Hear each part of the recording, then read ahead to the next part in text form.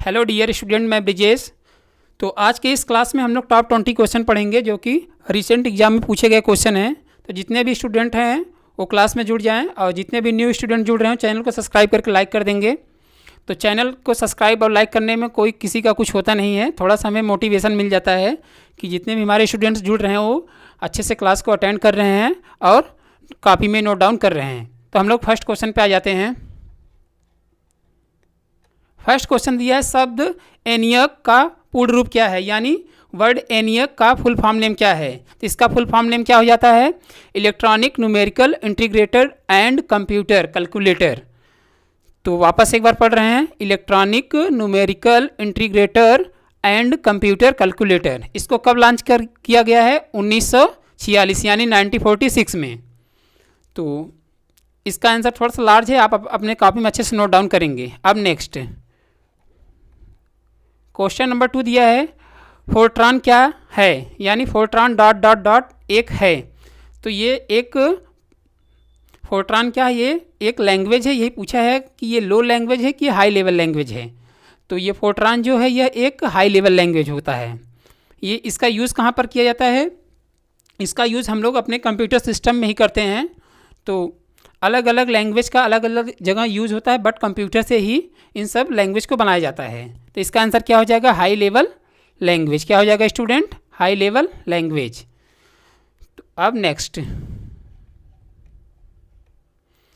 Question number 3 दिया है, निम्नलिखित में से कौन सा एक विकल्प 4 बिट्स के संयोजन का एक वैकल्पिक नाम होता है।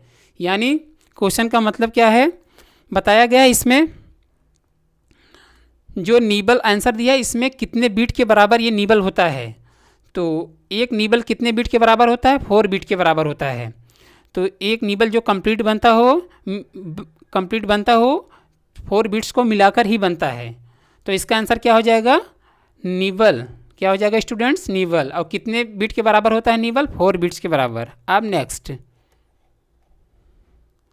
क्वेश्चन नंबर 4 दिया स्टूडेंट, इसमें चार्ल्स बेबेज को यह भी कहा जाता है, मतलब जो कंप्यूटर के फादर्स हैं उनको और दूसरे किस नाम से जानते हैं। अभी तक तो हम लोग जानते थे, जैसे हम क्वेश्चन करते थे तो आप लोग बताते थे चार्ल्स बेबेज। हम पूछे थे कंप्यूटर के पिता कौन है तो आप लोग बताते थे चार्ल्स बेबेज, और इस भी नाम से इनको भी जाना जाता है।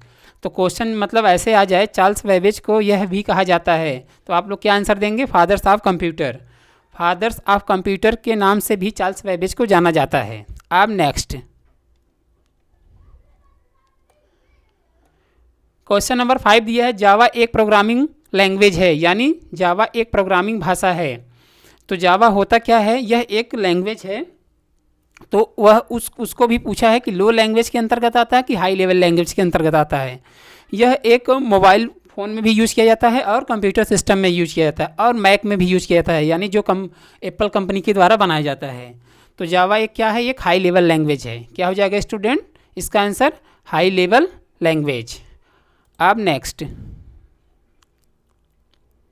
क्वेश्चन नंबर 6 दिया, सिस्टम प्रोग्राम का जो समूह कंप्यूटर प्रोग्राम के संचालन को नियंत्रित और समन्वित करता है उसे क्या कहते हैं। यानी ये जैसे हम लोग कंप्यूटर सिस्टम यूज़ करते हैं उसमें जितने भी कीबोर्ड के माध्यम से हम लोग इंस्ट्रक्शन देते हैं तो वह किसके माध्यम से प्रोसेस करके, यानी किसके माध्यम से कंट्रोल करके वो डिस्प्ले पर प्रोसेस होकर दिखता है, यानी आउटपुट प्राप्त होता है। वो किसके माध्यम से होता है, वो ऑपरेटिंग सिस्टम के माध्यम से होता है। ऑपरेटिंग सिस्टम कहाँ किसे जाता है, ऑपरेटिंग सिस्टम विंडोज़ कहा जाता है। विंडोज़ हुआ, लिनक्स हुआ और यूनिक्स हुआ।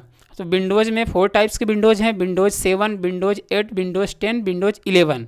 तो इसी विंडोज़ को ऑपरेटिंग सिस्टम कहा जाता है।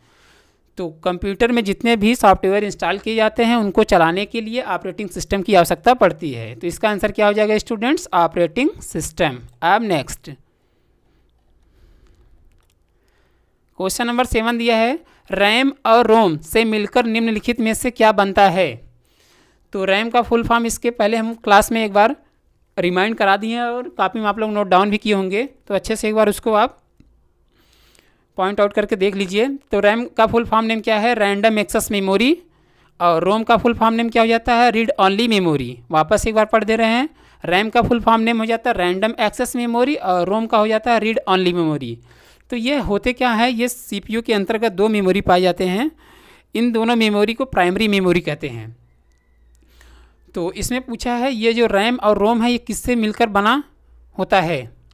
तो ये मेन मेमोरी होता है, मेन मेमोरी यूनिट होता है। इसी मेन मेमोरी के दूसरे नाम से जानते हैं प्राइमरी मेमोरी। रैम को आप निकाल कर लगा सकते हैं, यानी रिमूवल चीज़ होता है, और रोम जो होता है परमानेंट मेमोरी होता है। इसको आप निकाल नहीं सकते, ये परमानेंट उसी में सेव रहता है। तो रैम और रोम किससे मिलकर बनता है, मेन मेमोरी यूनिट से। और मेन मेमोरी यूनिट का दूसरा नाम क्या है, होता है प्राइमरी मेमोरी। अब नेक्स्ट क्वेश्चन नंबर 8 दिया है, कंप्यूटर मॉनिटर द्वारा प्रदर्शित आउटपुट कहलाता है। यानी जैसे हम लोग कोई भी MS वर्ड या MS एक्सेल में डॉक्यूमेंट्स बनाते हैं, वह जो डेस्कटॉप पर दिखता है वो किस फॉर्मेट में दिखता है। कहने का मतलब क्वेश्चन का ये है। तो डेस्कटॉप पर कोई भी फाइल दिखे या कोई भी फोल्डर से दिखे या गूगल क्रोम पे कोई भी पेज ओपन हुआ हो तो उसको सॉफ्ट कॉपी कहते हैं। तो इसका आंसर क्या हो जाएगा स्टूडेंट्स, सॉफ्ट कॉपी। तो सॉफ्ट कॉपी डेस्कटॉप पर जितने भी हम लोग प्रीव्यू करके देखते हैं उसको सॉफ्ट कॉपी कहते हैं। हार्ड कॉपी किसे कहते हैं, जो प्रिंटर के माध्यम से प्रिंट होता है उसको हम लोग हार्ड कॉपी कहते हैं। तो इसका आंसर क्या हो जाएगा, सॉफ्ट कॉपी। अब नेक्स्ट क्वेश्चन नंबर 9 दिया, निम्नलिखित में से कौन सा 5th जनरेशन की प्रोग्रामिंग भाषा का एग्जाम्पल है। यानी जो 5वें जनरेशन का लैंग्वेज है वो किस लैंग्वेज मतलब कौन, उस लैंग्वेज का क्या नाम है। कहने का मतलब ये है।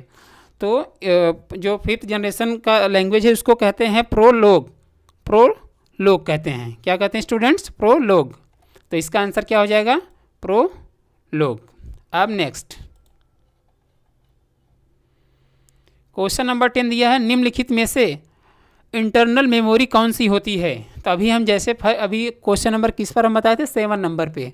तो वही पूछा है कि इंटरनल मेमोरी कंप्यूटर में कौन सी पाई जाती है, मतलब जिसको हम लोग रिमूव कर सकते हैं, यानी निकाल के लगा सकते हैं। तो रैम को कहते हैं। तो रैम का फुल फॉर्म ने में भी बताए हैं, जस्ट वापस एक बार बता रहे हैं, रैंडम एक्सेस मेमोरी। तो रैम एक इंटरनल मेमोरी होती है, उसको आप निकाल कर चेंज भी कर सकते हैं। तो इसका आंसर क्या हो जाएगा, रैम। अब नेक्स्ट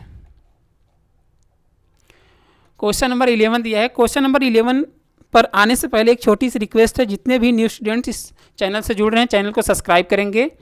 और हमारे ऑफलाइन बैच वाले स्टूडेंट्स भी कई बार हम क्लास में हम बोल दिए हैं, तब पर भी आप लोग कमेंट सेक्शन में उस जो लास्ट क्वेश्चन देते उसका आंसर नहीं देते, बट अब से देना है। हर एक स्टूडेंट का चेक करेंगे आंसर कौन दिया है।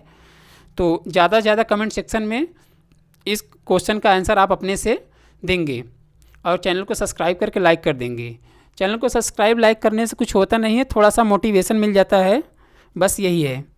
क्वेश्चन नंबर 11 दिया, जब कंप्यूटर की पावर बंद हो जाती है तो रैम से संग्रहित मतलब ग्रुपिंग डेटा ... हो जाता है। तो कंप्यूटर में जैसे हम लोग कोई डॉक्यूमेंट्स बना रहे हैं और वो बीच में लाइट कट गई तो डेटा क्या होता है, वो तुरंत डिलीट हो जाता है, कंप्यूटर में कहीं सेव नहीं रहता है।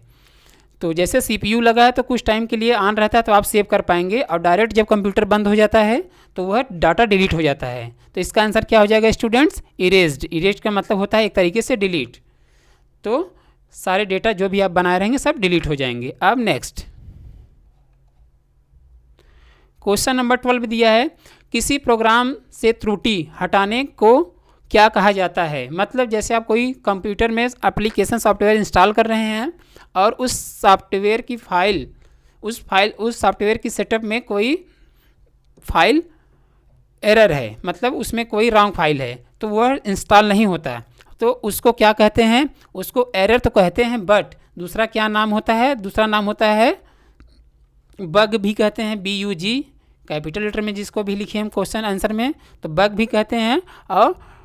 और डेब्यूंग क्या दिया है, डेब्यूंग दिया है, क्या कहते हैं, वैसे इसको पढ़ेंगे डबिंग पढ़ेंगे, तो बग भी कहते हैं, एरर भी कहते हैं और डेब्यूंग भी कहते हैं। तो इसका आंसर क्या हो जाएगा, डेब्यूंग बग। अब नेक्स्ट क्वेश्चन नंबर 13 दिया, निम्नलिखित में से कौन सा एक ऑब्जेक्ट ओरिएंटेड लैंग्वेज नहीं है। तो ऑब्जेक्ट का मतलब होता क्या है, पहले ये जानिए। ऑब्जेक्ट का मतलब होता है जैसे हम लोग रेक्टेंगल बॉक्स बनाते हैं और उसके बाद सर्कल बनाते हैं, उसके बाद एरो बनाते हैं, उसके बाद राइट एरो हुआ, लेफ्ट अप एरो हुआ, अप एरो हुआ, ये सब जितने भी ऑब्जेक्ट बनाए जाते हैं लैंग्वेज के माध्यम से हर एक सॉफ्टवेयर में, वह कौन कौन से होते हैं। तो नोट में लिख दिए हैं वो कौन कौन से होते हैं। बी लैंग्वेज होता है, नेट होता है और C++ के माध्यम से आप ऑब्जेक्ट लैंग्वेज को क्रिएट कर सकते हैं। बट सी लैंग्वेज जो होता है वो ऑब्जेक्ट ओरिएंटेड लैंग्वेज नहीं होता है। तो इसका आंसर क्या हो जाएगा, सी लैंग्वेज। तो सी लैंग्वेज क्या है, ऑब्जेक्ट ओरिएंटेड लैंग्वेज नहीं है। तो इसका आंसर क्या हो जाएगा स्टूडेंट, सी। अब नेक्स्ट क्वेश्चन नंबर 14 दिया है, चेच मेमोरी का प्रयोग निम्नलिखित के बीच डेटा को ट्रांसफ़र करता है। तो मतलब जो कंप्यूटर में एक चेच मेमोरी होती है, वह जो हम लोग अपने द्वारा कीबोर्ड के माध्यम से कंप्यूटर में डेटा को बनाते हैं, तो वो किस में प्रोसेस करके हमको दिखता है, मतलब किस में प्रोसेस करके वो कंप्यूटर में सेव करता है, कहने का मतलब ये है। तो मेन मेमोरी एंड प्रोसेस, मतलब मेन मेमोरी के माध्यम से ही प्रोसेस करके हमको डेस्कटॉप पर आउटपुट प्राप्त होता है। तो इसका आंसर क्या हो जाएगा स्टूडेंट्स, मेन मेमोरी। क्या हो जाएगा, मेन मेमोरी। अब नेक्स्ट क्वेश्चन नंबर 15 दिया है, निम्नलिखित में से किस कमांड का प्रयोग फाइल का नाम बदलने के लिए होता है। यानी कमांड एक होता क्या, पहले इसके बारे में हम लोग जानेंगे, उसके बाद आंसर पे आएंगे। तो एक MS-DOS सॉफ्टवेयर होता है जिसको सिस्टम सॉफ्टवेयर कहते हैं, जिसके माध्यम से हम लोग फाइल एंड फोल्डर्स को बनाते हैं। यह ब्लू एंड ब्लैक स्क्रीन पर ऑपरेट होता है। इसमें हम लोग केवल फाइल एंड फोल्डर्स को क्रिएट कर सकते हैं। तो उसी से ये क्वेश्चन पूछा हुआ है। वापस क्वेश्चन एक बार पढ़ रहे हैं, निम्नलिखित में से किस कमांड का प्रयोग फाइल का नाम चेंज करने के लिए होता है। तो बनाए गए फाइल के नेम को चेंज करने के लिए रेन कमांड का यूज़ करते हैं। रेन कमांड MS-DOS में प्रयोग करते हैं, रीनेम कमांड विंडोज में प्रयोग करते हैं। तो क्या हो जाएगा स्टूडेंट इसका आंसर, रेन कमांड के माध्यम से बनाए गए फाइल के नेम को चेंज कर सकते हैं। अब नेक्स्ट क्वेश्चन नंबर 16 दिया, निम्न में से कौन सा कमांड खाली यानी ब्लैंक डायरेक्टरी को डिलीट करने के लिए प्रयोग होता है। यानी जैसे आप MS-DOS में डायरेक्टरी को विंडोज में फोल्डर बोला जाता है और DOS में डायरेक्टरी बोला जाता है, दोनों चीज़ एक ही होता बट नाम डिफरेंट है। तो डायरेक्टरी को क्या बोलते हैं स्टूडेंट्स, फोल्डर बोलते हैं। जैसे हम लोग विंडोज में अपने नया फोल्डर बनाते हैं, तो इसमें ब्लैंक फोल्डर को डिलीट करने के लिए कौन से कमांड का यूज़ करते हैं, RD कमांड। RD का फुल नेम क्या हो जाता है, रिमूव डायरेक्टरी। क्या हो जाएगा स्टूडेंट्स, रिमूव डायरेक्टरी। अपने कॉपी में अच्छे से नोट डाउन करेंगे, जितने भी क्वेश्चन हैं सब इंपॉर्टेंट क्वेश्चन हैं, प्रीवियस मंथ में पूछे गए क्वेश्चन हैं, वही क्वेश्चन को इस क्लास में हम लेके आए हैं। वापस एक बार क्वेश्चन पढ़ रहे हैं, निम्न में से कौन सा कमांड खाली डायरेक्टरी को डिलीट करने के लिए प्रयोग होता है। तो कौन से कमांड का यूज़ करते हैं, RD कमांड का। क्या हो जाएगा इसका full form name, remove directory command. अब नेक्स्ट क्वेश्चन नंबर 17 दिया है, वर्तमान में उपयोग में आने वाला सबसे लोकप्रिय कंप्यूटर ऑपरेटिंग सिस्टम कौन सा है। तो अभी जो लेटेस्ट में चल रहे हैं 2005 के बाद, वह कौन से कंप्यूटर, मतलब कौन से कंप्यूटर होते हैं, उसी का नाम पूछा है। तो रिसेंट में जितने भी कंप्यूटर यूज हो रहे हैं वो माइक्रोसॉफ्ट कंपनी द्वारा बनाए गए हैं। वो विंडोज ऑपरेटिंग सिस्टम होता है, जिसमें हम लोग आसानी से किसी भी एप्लीकेशन को इंस्टॉल करके ऑपरेट कर सकते हैं। अब तो एप्पल कंपनी भी विंडोज ऑपरेटिंग सिस्टम बनाने लगा, उसको विंडोज के नाम से नहीं जानते, उसको मैक के नाम से जानते हैं। तो एप्पल कंपनी जितने भी लैपटॉप और कंप्यूटर कंप्यूटर बनाता है, वो किस पर बनाता है, वो मैक बेस्ड पे बनाता है। और माइक्रोसॉफ्ट कंपनी किस पर बनाता है, वो विंडोज बनाता है।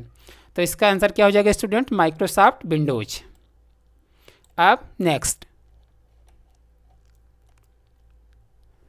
क्वेश्चन नंबर 18 दिया, निम्नलिखित में से कौन सा सिंगल यूजर ऑपरेटिंग सिस्टम है। तो सिंगल यूजर ऑपरेटिंग सिस्टम होता क्या है, पहले इसके बारे में हम लोग जानेंगे, उसके बाद आंसर पे आएंगे। सिंगल यूजर ऑपरेटिंग सिस्टम होता है एक सिस्टम सॉफ्टवेयर।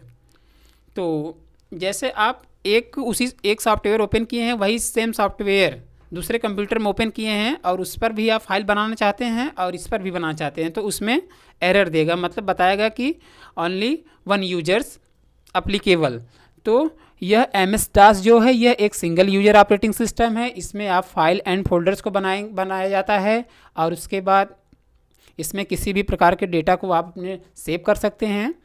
तो सिंगल यूजर ऑपरेटिंग सिस्टम कौन सा होता है? MS DOS। MS DOS का फुल फॉर्म नेम क्या हो जाएगा? Microsoft disk operating system. क्या हो जाएगा students? Microsoft disk operating system. अब नेक्स्ट क्वेश्चन नंबर 19 दिया है, लिनक्स ऑपरेटिंग सिस्टम का वर्जन किस प्रकार से चेक किया जाता है? लिनक्स क्या है? एक ऑपरेटिंग सिस्टम है, जैसे हमारा विंडोज होता है वैसे वो लिनक्स है। लिनक्स पहले चलता था जब विंडोज नहीं था, तो अब विंडोज आ गया, इसका यूज़ धीरे धीरे हर जगह से ख़त्म हो गया। तो लिनक्स में वर्जन चेक करने के लिए कौन सी कमांड का प्रयोग करते हैं वही पूछा है। तो जैसे हम लोग अपने फ़ोन में वर्जन को चेक करने के लिए अबाउट में जाते हैं, उसके बाद उसमें सब देखते हैं एंड्रॉयड वर्जन 12.5 जो दिया रहता है उसमें पूरा डिटेल्स होता है। ऐसे जो लिनक्स ऑपरेटिंग सिस्टम है उसमें वर्जन चेक करने का कमांड क्या हो जाएगा? यूनेम। क्या हो जाएगा स्टूडेंट्स? यूनेम। तो यूनेम के माध्यम से आप लिनक्स के ऑपरेटिंग को चेक कर सकते हैं। अब नेक्स्ट, तो आज की इस क्लास का ये लास्ट क्वेश्चन होगा। तो जितने भी क्वेश्चन हम लोग पढ़े स्टूडेंट, सारे क्वेश्चन इंपॉर्टेंट थे, तो अच्छे से आप कॉपी में इसको नोट डाउन करेंगे और एक अच्छा फेयर नोट्स बनाएंगे।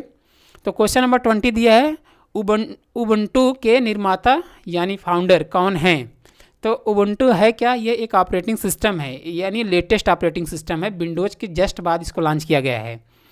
तो विंडोज अभी हम लोग यूज़ कर रहे हैं, और जो बड़े बड़े कंट्री हैं और जहाँ मतलब ज़्यादा वर्क होता है वो उबुंटू यूज़ कर रहे हैं। तो विंडोज़ के जैसा ये होता है बट थोड़ा सा एडवांस होता है। ये अभी लेटेस्ट में चल रहा है, तो ये अमेरिका में अभी यूज़ किया जा रहा है।